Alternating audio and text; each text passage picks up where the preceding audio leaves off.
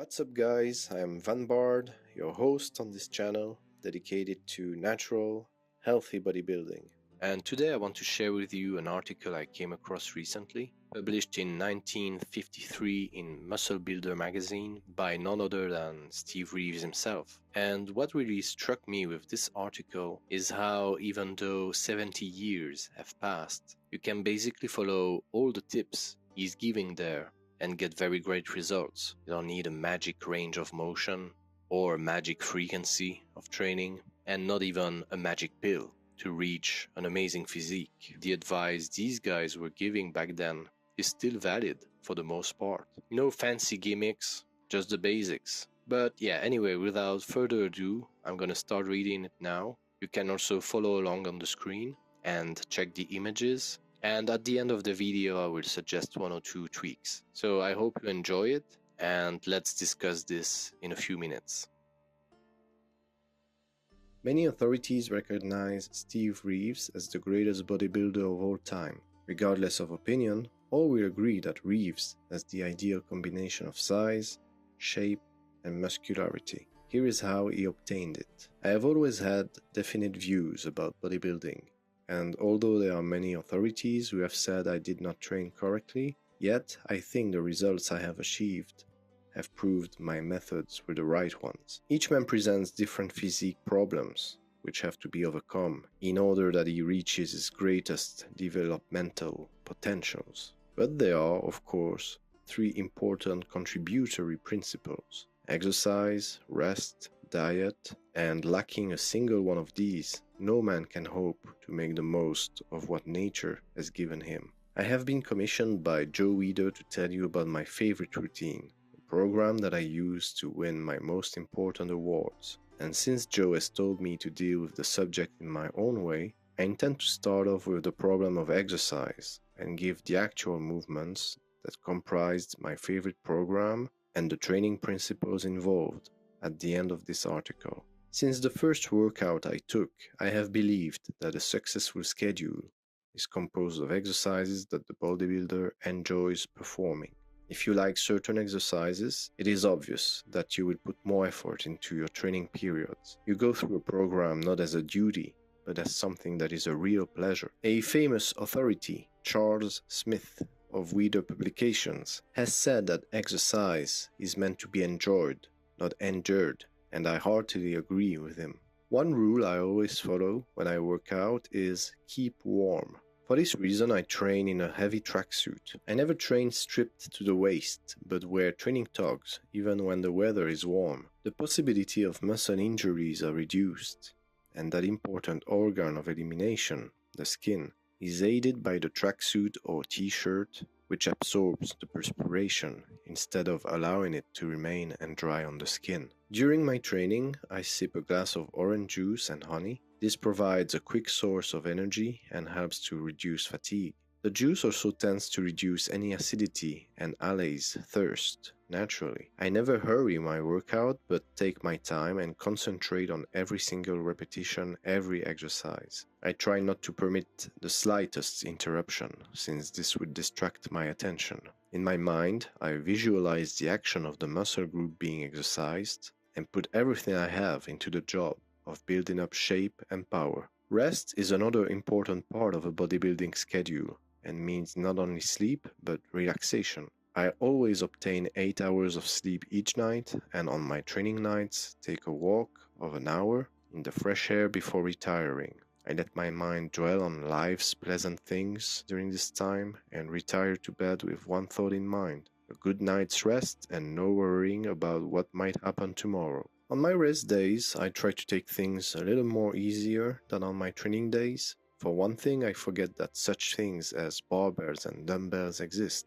I listen to good music, read good books, go to a movie, or enjoy the company of pleasant companions. And at this present time, concerned as I am with my television and movie obligations, I have little time for training, so have reversed my former procedure and use my few barbell sessions to relax from the cares of earning a living. Good food is something else I have always thought as an important part of a bodybuilding program. No man can expect to make progress if he crams himself with muck I have always kept my starch intake down to a minimum and have made sure my daily diet included plenty of fruits, salads, and green vegetables, and was high in protein content. Seedless raisins, nuts, honey, oranges, and milk have been basic parts of my daily diet.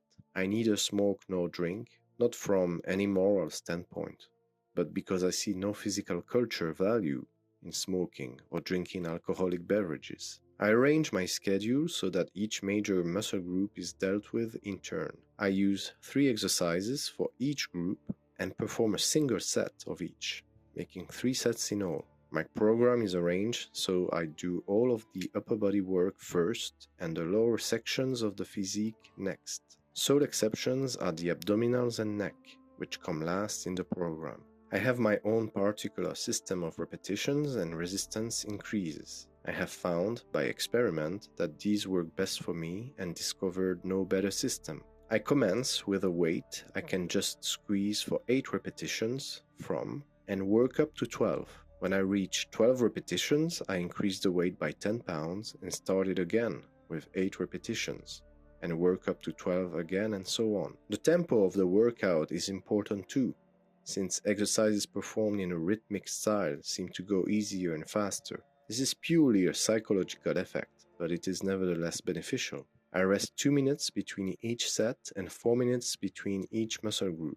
During these periods, I relax completely and allow no outside influence to intrude on my thoughts of getting the utmost from my training session. Lots of bodybuilders have enjoyed great success with cheating exercises, and I too have experimented with these, but I've found that I get the best results by using a strict exercising style. The results that come from this rigid exercise form have been further boosted by the use of the flushing principle, thoroughly working out each muscle group and keeping it flushed and pumped up before going on to the next. Let's get on to my favorite bodybuilding routine now. First, I start with the deltoids. Exercise number 1, the press behind the neck, is the first movement. I use a fairly narrow grip, a little wider than shoulder width, so the shoulder muscles get the maximum share of the work.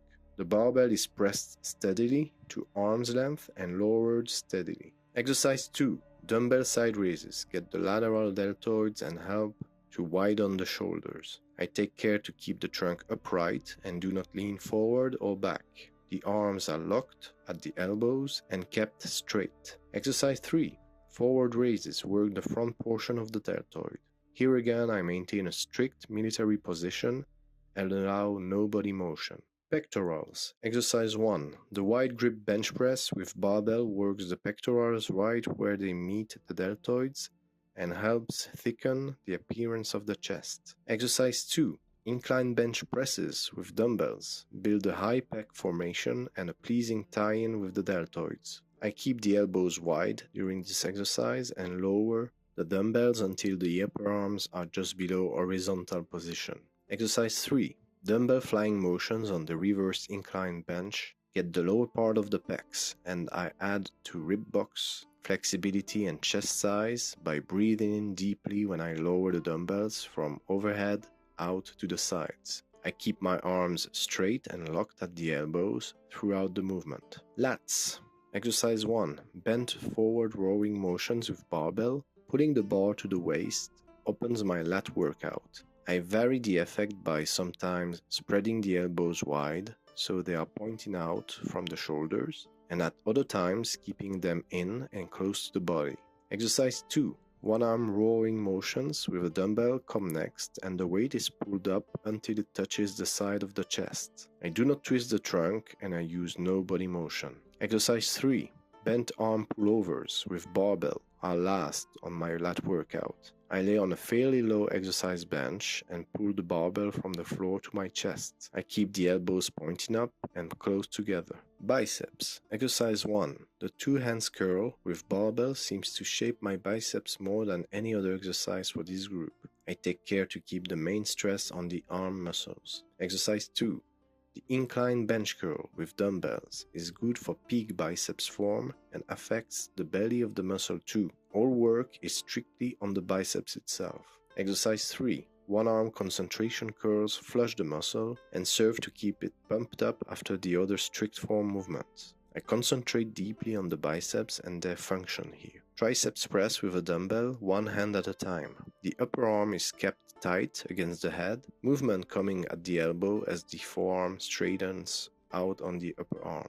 Exercise 2. Incline bench triceps curls with dumbbells are great for bringing out the inner edges of muscle and increasing overall arm size. Exercise 3. Lat machine triceps movements are great favorites of mine and are very popular on the West Coast. I like them since they influence every fiber of the triceps. Thighs. Exercise number 1 is the full deep knee bend. After my 2 minutes rest, I go on to exercise 2. Half squats. This works the muscles over the knees and the curve of the thighs. Exercise 3 are hack lifts to give form and definition to this important group. Lower back. Exercise 1 is the stiff-legged deadlift, followed by exercise 2, the good morning exercise, the daddy of them all for the lower back. The stiff-legged deadlift warms me up for the more strenuous movement that follows. I end my lower back workout with exercise 3. Reverse sit-ups on an exercise bench. I lie face down on the bench with the tops of the thighs over the end. A training partner holds me down, then I lower and raise the trunk by bending at the hips. Next we move on to the calves. Exercise 1 is the calf raise on the leg press machine. Exercise 2 are seated calf raises. Number 3 are the one-legged calf raises using just body weight. For the abdominals, exercise 1 is the sit-ups on the abdominal incline board. Number 2 is the same movement but with the knees raised. Exercise number 3 is the final abdominal movement, which are leg raises. Our last body part is the neck. I use but a single movement for the neck, resistance exercises. The motion of the neck being forwards, backwards and from side to side. The resistance is supplied by a training partner who places his hands against the back or front or side of my head and tries to stop it from moving. This is my favorite routine, the one I used when I was training intensely for the Mr. World and Mr. Universe contests. But bodybuilders must remember that my program might not suit every individual. It is possible that most of you will require a much different arrangement of exercises and training methods to mine. But those of you who find my program suits you will make good progress. My small contribution to your bodybuilding routines may or may not help you, but in the final analysis, success depends on your patient perseverance and guts. With the right training program, there is nothing that can prevent your journey to bodybuilding stardom. So, one of the first things that may surprise a viewer that already knows about Steve Reeves is the one-set method. So I think it makes a lot of sense, attacking a muscle from different angles in addition to develop some skill at different lifts and sparing your joints by varying the angles. I think it's also a good psychological way to stay engaged in the training. Overall, when you look at the exercise selection, there's like almost nothing that seems, I would say, weird nowadays. All staples for each muscle group. He's even mentioning the neck, which was forgotten for a long time and now it became, let's say, trendy again. And of course, that's one small part of the training where you can see how it is a little more outdated, at least for intermediates. The fact of using just the resistance from a training partner with the hand. Nowadays, we have neck harnesses and you can progressively overload with it. So that's one thing of the program I would do differently, of course. And also I would say it's a bit of a shame there is nothing about forearm isolation here. But yeah, overall, I think this article is very inspiring. It's refreshing to see that he ends the article with those 3 words: patience, perseverance, and guts. The holy trinity of lifting that too many people nowadays have replaced with PEDs, gimmicks, and pencil neckery. What he mentions also about rest days, forgetting about barbells and dumbbells, having a life basically besides the gym. It's also a very healthy stance towards the great passion of his life. His overall training philosophy, putting enjoyment at the top, is on point, I believe. I'm very much in line with that. So yeah, I completely disagree with someone like Mike Israetel, when he discards wisdom from the past because now we know much more, so we can train better.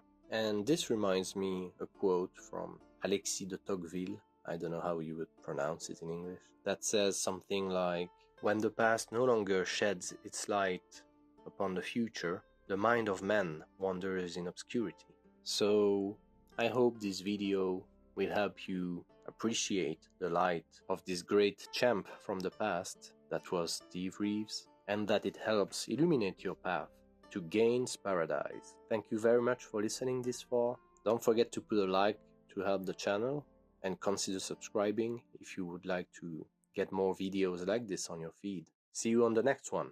Bye.